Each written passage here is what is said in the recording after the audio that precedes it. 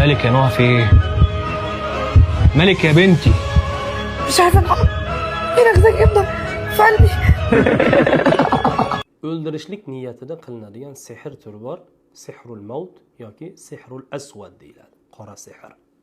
Bu sehrlar ichida eng yomonrog'i hisoblanadi. Agar Alloh izn berib sehr ta'sir qilgan bo'lsa, birinchi o'rinda yomon tushlar, o'liklar, mayitlar, qabrlar, najosatlar, loyqa suvlar, hojatxona, axlatxonalarda ichida ko'p qoladi.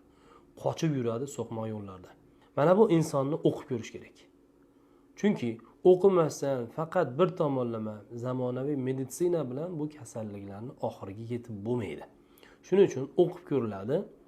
O'qigan vaqtda sehr borligi ma'lum bo'lsa, inson o'zi va yaqinlari yordamida qattiq harakat qilib sehrni botil qilishlikka bel bog'lash kerak bo'ladi. Albatta qayta ruqya qilishlik bilan, ko'p tinglashlik bilan, ko'p duo qilishlik bilan, insoniy sabablarni to'g'ri qilishlik bilan batamom bunday sehrlardan qutulsa bo'ladi. Faqat insonning amali, harakati, qat'iy Allohga bo'lgan ishonchi bilan bu masalada yechim qilsa bo'ladi.